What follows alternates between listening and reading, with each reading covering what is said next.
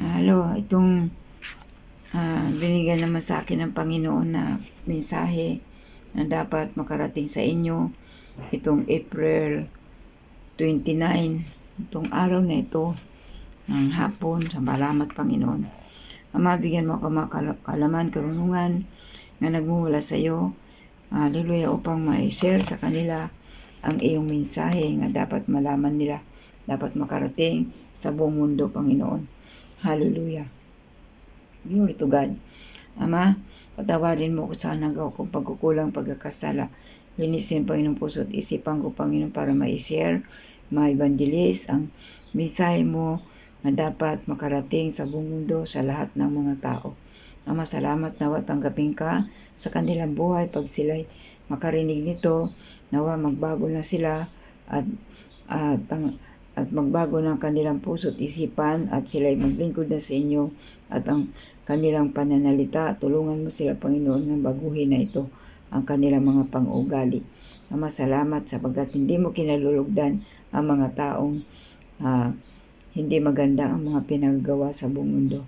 Ama, salamat, pinupuri ka namin sa pangalan ni Jesus. Hallelujah. Mga kapatid, narito na naman ako mag-evangelize sa YouTube para sa buong mundo, sa lahat ng mga tao. Hallelujah. Ang sabi doon sa Hallelujah, Jesus.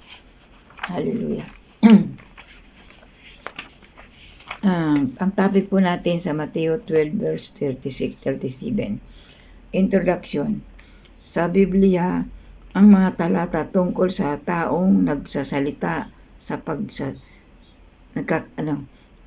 Biblia, ang mga talata tungkol sa mga taong nagkakasala sa pagsasalita ay matatagpuan sa mga sumusunod na talata. Amen. Hallelujah. Letter A.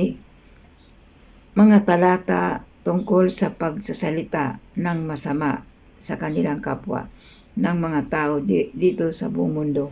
Hallelujah. Number 1, makikita po natin ito sa Mateo, tulad ng sinabi ko kanina sa Mateo 36-37. Sinasabi ko sa inyo, sa araw ng paghukom, ang bawat salita na walang kabuluhan na sinasabi ng maraming tao at sa inyong mga salita ay ikaw hahatulan ng Diyos. Amen. Kaya mga kapatid, magbago na kayo ng landas at sa pananalita ninyo, nawa mabago na kayo. Tanggapin ninyo ang Panginoon para kayo makontrol ng Holy Spirit. Hallelujah. Sapagkat hindi ka nalulugdan ng Panginoon ang mga taong nagsasalita ng masama sa kanilang kapwa. Hallelujah. Sila po ay hatulan ng ating Panginoon. Hallelujah. At number 2, makita po natin Santiago chapter 1 verse 26. Kung ang sino man ay naniniwala na siya ay Kristiyano, ngunit hindi nagpigil sa kanyang dila sapagkat sa pagsasalita ng masama sa kanyang kapwa, niluloko lamang niya ang kanilang mga sarili. Yan. Kaya huwag tayo magsasalita na ako Kristiyano na, ako binago na, pero ang pananalita naman ng bibig ay hindi kinalugdan ng Panginoon. Kaya huwag magsasalita ang isang tao na hindi pa Christian nga tinataas niya ang kanyang sarili, tinataas niya ang kanyang pananalita, pinupuri niya ang kanyang mga panalita, pero hindi naman kalugod-lugod sa atin Panginoon. Hallelujah. Linuloko lamang niya ang kanyang sarili. Hallelujah. At makikita po natin dito kung paano maging mabuti sa ating kapwa. Number 3, makita po natin sa Kawikaan, chapter 12, verse 17, 18 hanggang 22. May mga nagsasalita na walang pag-iingat sa nakatulad ng mga suntok ng espada at na mumuhi si Yahweh sa mga taong sinungaling sa mundo. Yan. Kaya wag daw magsasalita ng matatalim, masasama, para kang sinuntok sa at sinaksak ng espada. Hallelujah.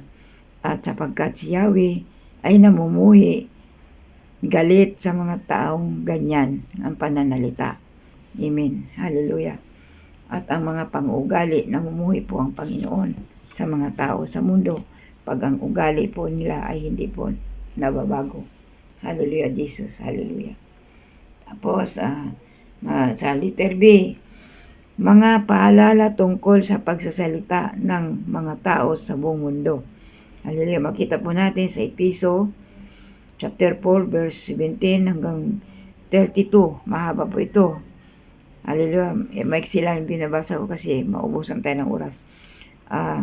Basahin po ninyo sa Episo 4 verse 17 hanggang 18, 19, 20 hanggang 32. Hallelujah.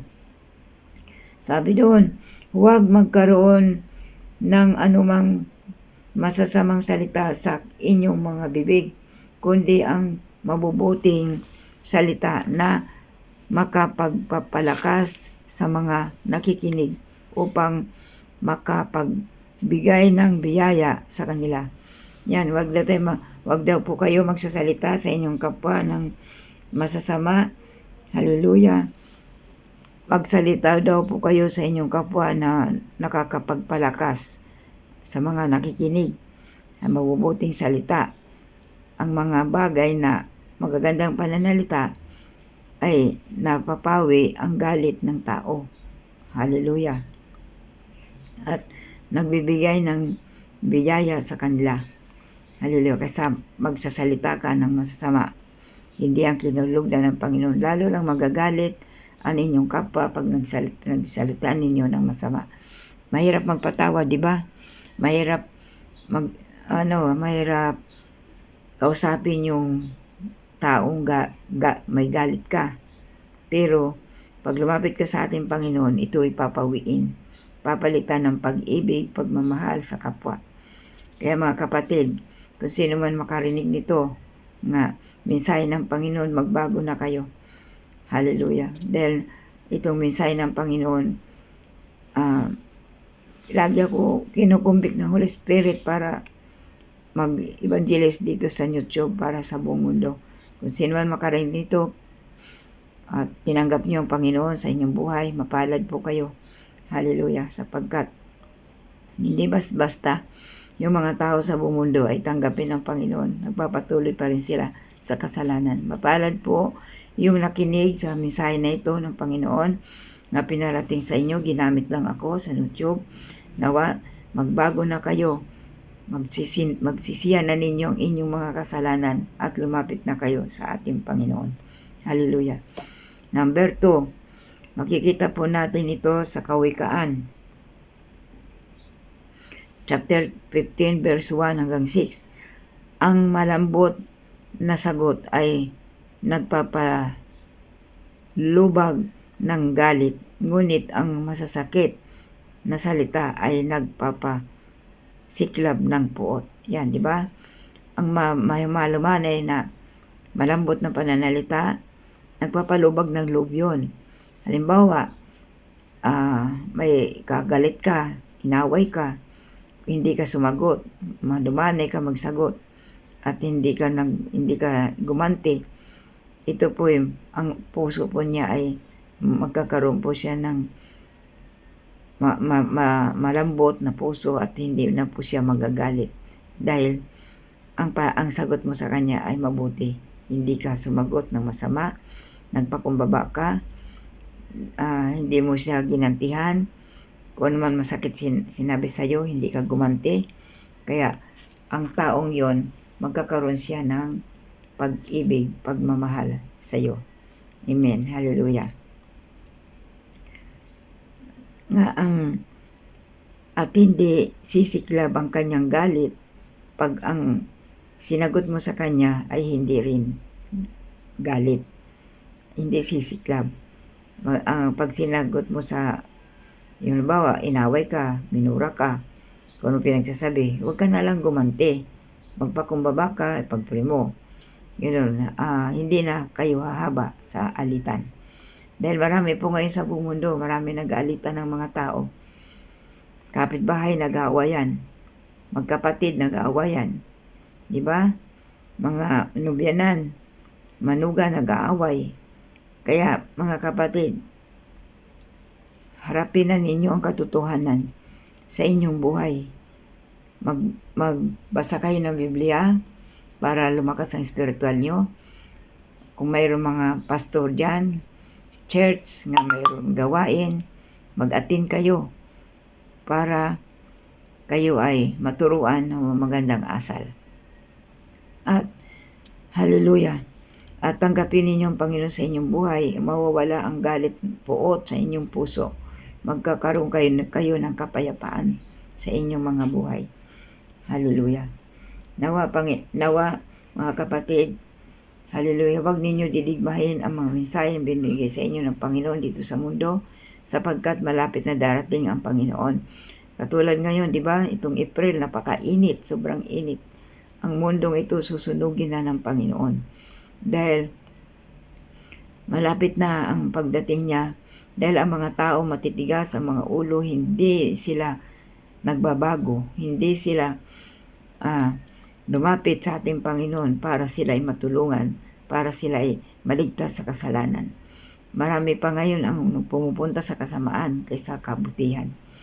Kung mayroon man dyan nagsishare sa inyo, tanggapin na ninyo ang Panginoon sa buhay ninyo. O dito tayo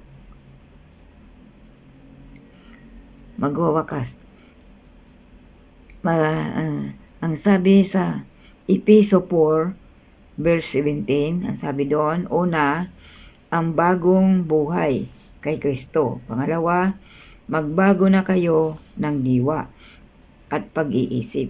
Pangatlo, at ang dapat makita sa inyo ang bagong pagkatao na nilikhang kalarawan ng Diyos. Pang-apat, sabi sa Efeso 25, dahil dito itakwil na ng bawat isa ang kasinungalingan, kasi galit ang Panginoon sa mga sinungaling na tao. Hindi ko kayo nakikita mga kapatid. Ang Panginoon sa tabi lang ninyo, nagmamasid siya.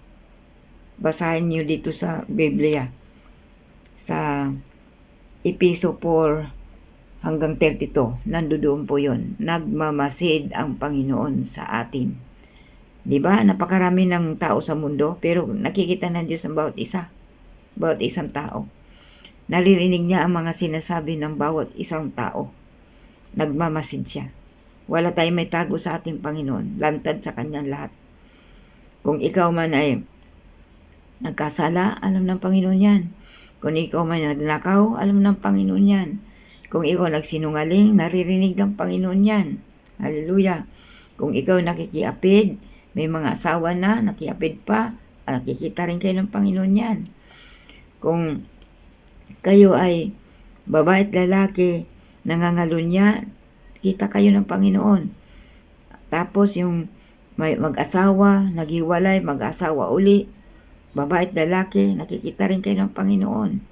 Lahat ng mga bisyo, nakikita kayo ng Panginoon. Kung anong mga pinagagawa ng bawat isa, alam ng Panginoon yan. Di ba tayo hindi natin makikita ang ating kapwa? Kasi ang laki ng mundo, pati sa ibang bansa, hindi natin nakikita. Pero ang Panginoon alam na alam niya ang bawat isa ng mga tao sa mundo. Kaya, nagpunta dito ang kaisa-isang anak ng ating Panginoon sa langit para ang mga tao iligtas. Nagtanggap siyang katulad natin tao, nagpakumbaba sa lahat ng bagay. Hallelujah. At siya ay inalimura, siya ay pinahirapan,